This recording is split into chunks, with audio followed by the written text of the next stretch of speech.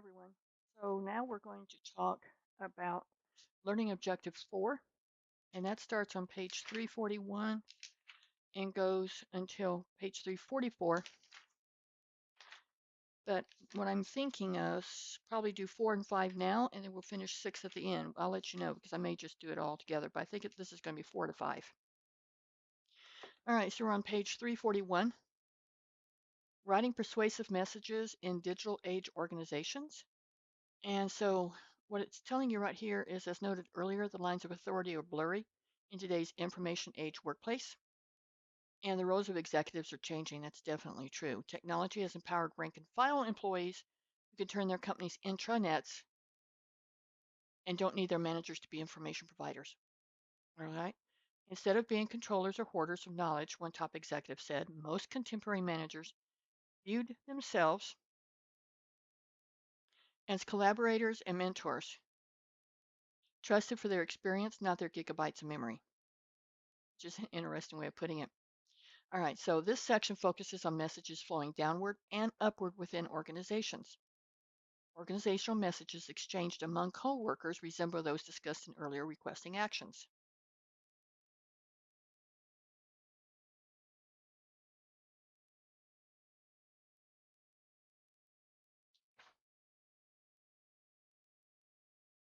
So messages, persuading employees messages flowing downward. Employees traditionally expected to be directed in how to perform their jobs. Therefore, instructions or directives move from superiors to subordinates, usually require little persuasion. Okay. However, employees are sometimes asked to volunteer for projects such as tutoring disadvantaged children or helping at homeless shelters. Some organizations encourage employees to join programs that stop smoking, lose weight, or start exercising. Organizations may ask employees to participate in capacities outside their work roles, such as free time volunteering for charity projects. So some of you may have already been experienced to some of this. Because many executives today rely on buy-in instead of exercising raw power. For those of you that don't know what buy-in means right there, buy-in means that you're agreeing to do it willingly. It's like, would you do this? It's like the volunteering. You're buying into what the company wants you to do. You're buying into the charitableness of the company, or around here, there's a lot of where one day a year organizations will let their employees go around and maybe paint the Girls and Boys Club or help out at the YMCA or that type of thing. And to get them to do that, they have to buy into the purpose of that. So that's what buy-in means. Warm words and a conversational tone convey a caring attitude. This is something for you to remember.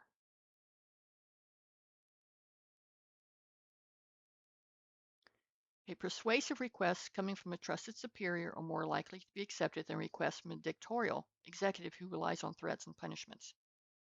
Because the words should and must sometimes convey a negative tone, be careful using them. We're going to be talking about Figure 10.8, which shows a memo emailed by Delia Ormond, Director of HR Staffing and Training at a large bank. Her goal is to persuade employees to participate in Hands-On Miami Day, a fundraising and community service event that the bank sponsors. In addition to volunteering their services for a day, employees also have to pay $30 to register. So not only do they want you to volunteer, you have to pay to volunteer. You can see that this is no small persuasion task. Delilah decides to follow the AIDA 4-part indirect strategy, beginning with gaining attention. For example, she strives to capture the attention by describing specific benefits of volunteering in Miami. Second paragraph builds interest by listing examples of what volunteers have accomplished during previous Hands-On Miami. To reduce resistance, the third paragraph explains why the $30 fee makes sense. To motivate action in the closing, she saved a strong indirect benefit. The bank will chip in $30 for every employee who volunteers before the deadline. So the volunteers chipping in 30, the bank's going to chip in 30. So now all of a sudden you're raising $60 per employee that's doing this. So a successful CEO summed up challenging collaborative workplace by referring to himself as the guy who is obsessed with enabling the employees to create value. I'm not the greatest and brightest leader born, but my job is to make sure that all people are enabled to do what they do well, which is a nice thought. Persuading the boss, messages flowing upward. This is one of your homework assignments, is to work with messages flowing upward. Convincing management to adopt a procedure or invest in a product or new equipment requires skillful communication. Managers are just as resistant to change as everybody else. Providing evidence is critical when submitting a recommendation to your boss. Be ready to back up your request with facts, figures, and evidence. All right.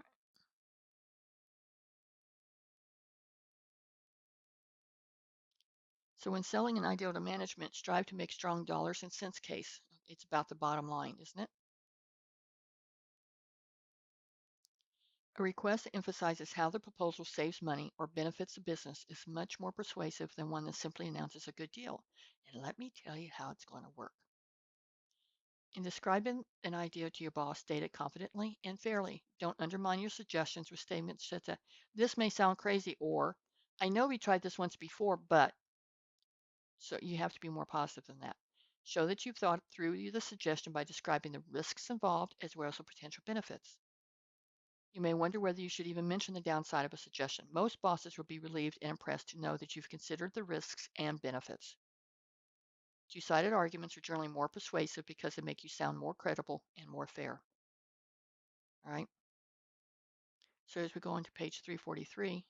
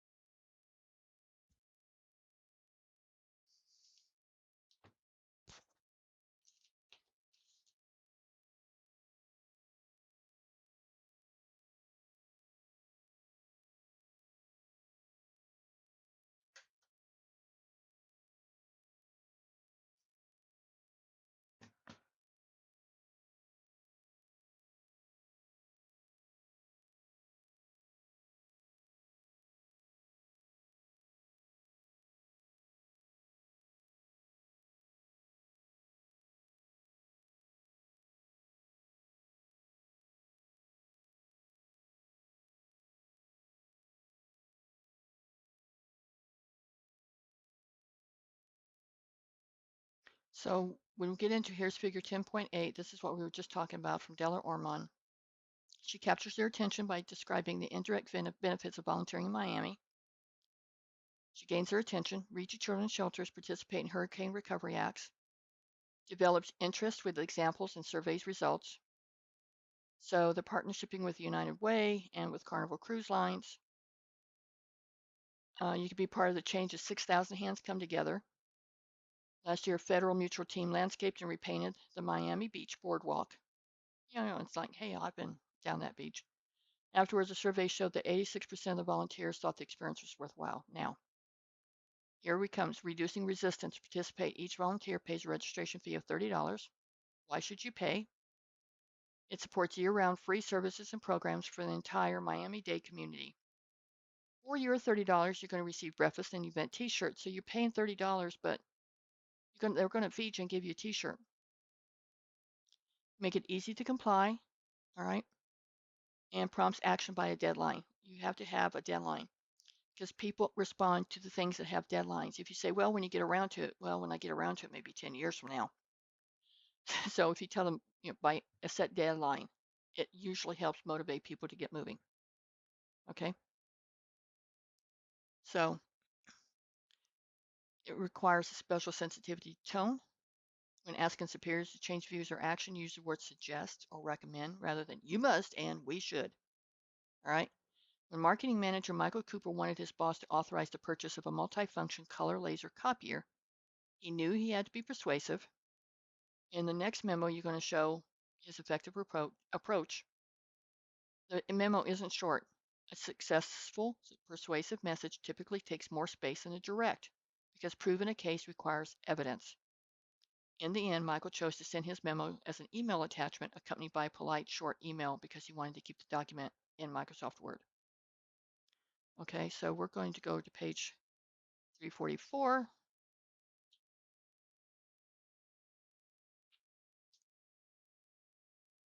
So here's the email that says, well, I'm attaching something to you. So it's like a cover email, like instead of a cover letter. Saving time and money on copying and printing. Now, you talk to a supervisor about saving time and money, and you're going to get their attention right away. And so he's saying there's attached. This is how you do this memo. Message flowing upward. You have an assignment for that, and that is assignment. I didn't save that one. Hang on. So you need to do the memo, and here's how you do the memo if you don't use a template. Even if you use a template, you still need to make sure you do this type of formatting. Summarizes the problem. We're losing money on our current copy services, wasting the time.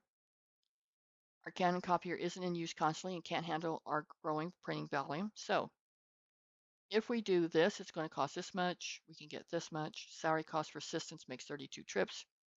Total they're spending right now is $1,430. So here's a suggestion to save money. So this is what it's cost. This is how much we're spending now. If we do it the way I suggest, after an initial payment of $300, monthly cost would look like this, da da da da da. So only $500 instead of $1,400. And then, as you can see, it saves us more than $900 per month. For a limited time, Copy CD is offering a free 15-day trial offer, a free copier stand, and free starter supplies and free delivery and installation. So we may spend that, but just in case you're not sure, we have 15 days to try it out. Please call me at this extension with your approval before May 1st. Again, there's the date. So we can have our machine by May 10th. All right. So that's how that works. Remember, you have a writing assignment on this. Now we're going to go to page 345, if I can get there. And that's objective 5. Create effective and ethical direct mail and email sales messages. So here's your old friend applying the 3x3 writing process to sales messages. You guys should know that by now. You analyze the product and the purpose for writing. Prior to sitting down to write a sales message promoting a product, you have to study the item. Questions like, what's its design? What's its construction? What's the raw materials in it? What was the manufacturing process? How easy is it to use? How durable is it to use? What applications? What warranties is with it? Price, premiums, special appeals, all of that stuff. So now you are ready to identify your central selling point, the main theme of your appeal. In its latest marketing campaign, the United States Marine Corps chose chaos as its central selling point. Dramatic footage focuses on Marines providing humanitarian aid in unstable regions around the world. Analyzing your product and studying the competition helps you determine what to emphasize. Equally important is the specific purpose of your message. Do you want the reader to call for a free video and brochure? Do you want them to listen to a podcast? Do you want them to do an order form? Do you want them to send in a credit card authorization? So before you do the first word of your message, know what response you want and what is your central selling point. Then you adapt a sales message to your audience. So despite today's predominance of email marketing over direct mail letters, in terms of response rate, sales letters win. Direct mail receives a 4.4 response rate to an email's 0.12%. Big difference. It can be increased dramatically by targeting the audience through selected database mailing lists. Let's say you're selling fitness equipment. A good mailing list might come from subscribers to fitness or exercise magazines who you would expect to have similar interests. Now, let me add a but to this mailing list, okay? Mailing lists are valuable. People buy them all the time for this purpose. But so that you don't get taken to the cleaners, make sure you check on how current that mailing list is. I have a friend whose husband passed away 3.5 years ago, and his name is still on mailing list that people are purchasing. So you have to think that there's a more recent mailing list than one that's 3.5 years old that you're buying and hopefully current, that people are going to be still there in that place of business. People are still going to be at that address. That business is still there. And then you're just wasting postage and paper and time. So check and make sure that the mailing list is as up to date as you're going to get. Who would you expect to have similar interests, needs, or demographics? All right, so crafting successful sales letters, multi-channel marketing campaigns. That just means multi-channel, the various ways of doing it. Are you doing an email and then snail mail? Are you doing billboards? Are you putting it out on Facebook? Whatever. These letters are a powerful means to make sales and generate leads and boost traffic, solicit donations, however you want to do it. A recent study shows that tangible mail appears to have a greater emotional impact than virtual. So, thing that you can touch, feel. MRI scans suggest that physical materials leave a deeper footprint in the brain. You ever thought about doing an MRI for that kind of research? But I guess it would work.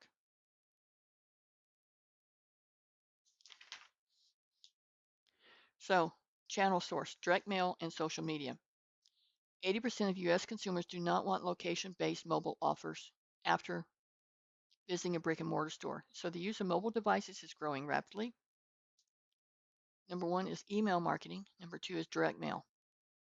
Preferred channels for Americans to receive brand communication. Most used for written personal communication, influences of purchases, preferred even by teens for permission-based marketing communications.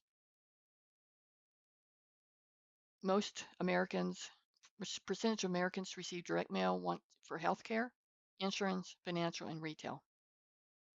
So email versus snail mail. Mobile device users were 40 to 50% more likely than non-users to favor email and communicate online. On trust, 55% of women trust word of mouth information from friends and family. 78% of Americans trust doctors and nurses for healthcare. 47% of men do, and 6% believe YouTube and Twitter. So, we're most concerned here with the sales letter, its strategy, organization, and evidence. Sales letters are generally written by specialists. You may never write one on the job. Why learn how to write a sales letter? Learning the techniques of sales writing will help you be more successful in any communication that requires persuasion and promotion. Because the same techniques that you would write in a letter, you're going to use verbally to whoever you're talking to. So you can recognize sales strategies directed at you, which will make you more perceptive. So you know when someone is trying to sell you something, they'll go, no, no, no, no, I'm not trying to sell you anything. I'm just giving you some information. Well, yes, you are. All right. Your primary goal in writing a sales message is to get someone to devote a few moments of attention. You may be promoting a product, a service, an idea, or yourself. When you go for a job interview, you're promoting yourself. You're selling yourself to your potential boss. So you have to give him or her a persuasive message and sell yourself with your skills, your abilities, your degree, your work experience. You have to sell yourself in your resume. And then when you get a phone call to come in and talk to somebody, you have to sit there and you're the product and you're trying to sell to yourself. So that's a very good phrase for that. In most cases, and most effective, we follow the AIDA. You get you get the potential boss or the potential person, gain their attention, build their interest in you or in whatever you're trying to sell, elicit desire and reduce resistance and motivate them to action. All right, as we studied it earlier, but the ingredients are different.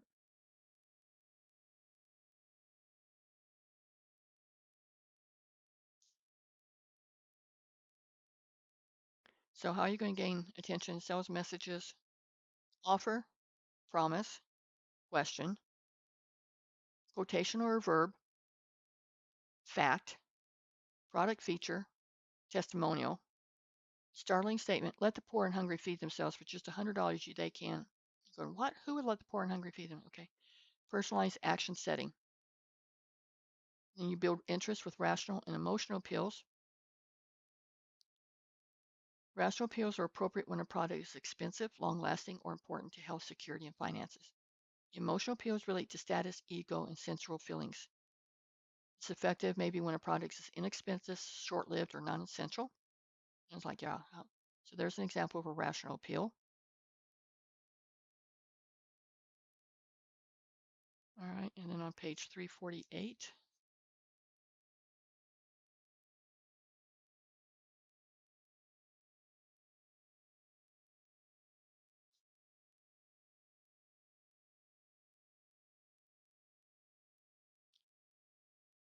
people have been trying to sell you the benefits of not texting.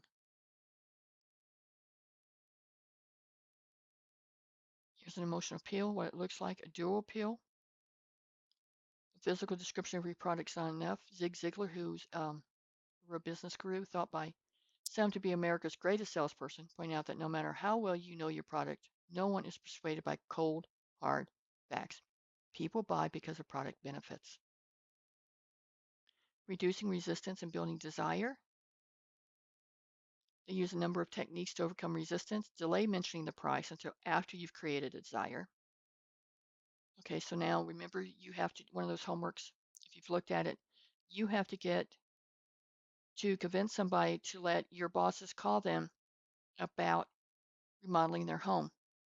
And the title of the new TV show for that is called Hideous Houses.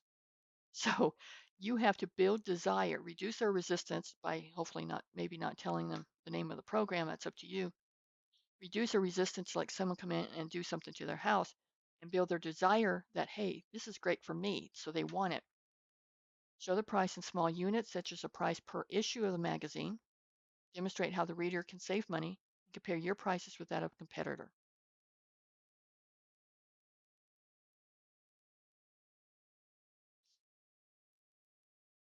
Testimonials, I never stopped eating yet. I lost 107 pounds. So social media versus junk, mail and spam, which sells better? So you should read this and just kind of figure out, because it just be good information for you. Emotions guide decision making, definitely. Social media is for engagement and branding. Branding is so that you recognize brand. So if I tell you, name me the first, tell me the name of a first soda that pops into your head, tell me what it is. Some of you say Coke. That's branded because that's the first soda you think of, and that's when the first, I want a soda, that's the one you're going to go for. That's what marketers want. They want people that think that they have branded their product where when you think of it, it's the first one you go to because it means sales. Sales media, social media doesn't drive sales. Over 80% of consumers would not try to resolve customer service problems through social media, but they will report it. When it comes to sales, email and direct mail marketing rules, there's that. All that's good information for you.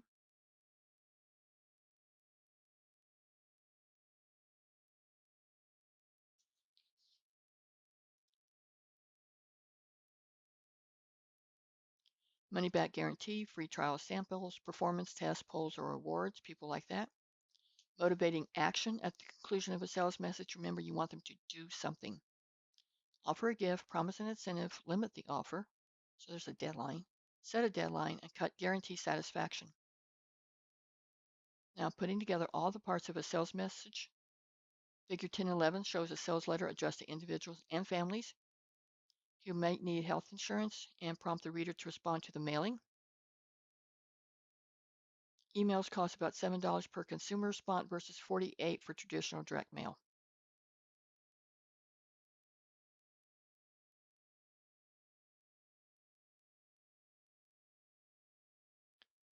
So here's the 3x3, the pre-writing, the drafting, and the revising. So here's the information. Do you think you can afford quality health insurance? Let us try to change your mind. Offers attractive, that's a buzzword, that fit a range of budgets, needs, and lifestyles. So now they've got you, gains your attention. Establishes the need for health insurance and builds your interest. Healthcare needs can rise at any time, even healthy, fit individuals. Emphasizes central selling point and the reader benefits. Note the bullets, okay? It's easier to read than put things in a bunch of paragraphs, just letter, okay? So it's bullets is always good. Elicits desires, reduces resistance, repeats the central sales pitch from up here. Spotlights free offer in the PS. They think you're done, they're done with you, now it's here. Motivates the answer, no obligation, no pressure, simple, call us, okay?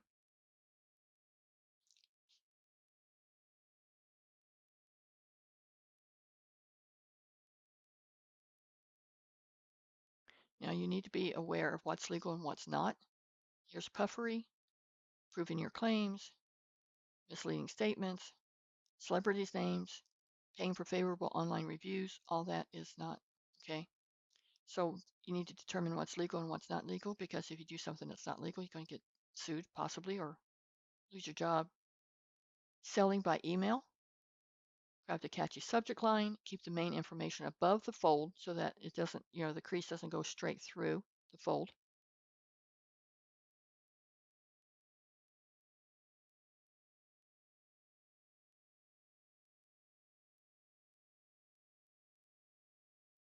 I knew I'd get it in there somewhere. Make the message short, conversational, focused. Sprinkle testimonials throughout the copy. Provide a means for opting out. If you don't want to do it, here it is. So here's just a review of pre-write, gain attention, build interest, elicit desire, reduce resistance, and then motivate their action.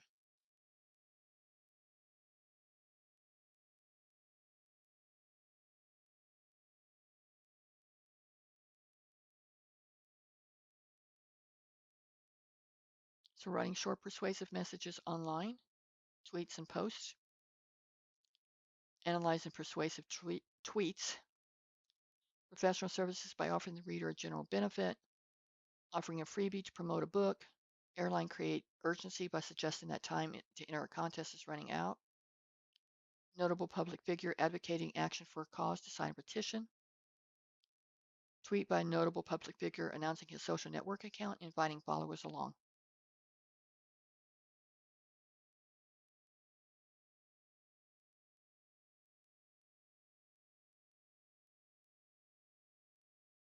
Note the compact form of a tweet requires extreme conciseness and efficiency. As you found out in our previous assignment, 140 characters is all you got. So that's it for this one. Remember, we covered 4 and 5 in this video. There's 6, and I will begin our last video with this. Take care.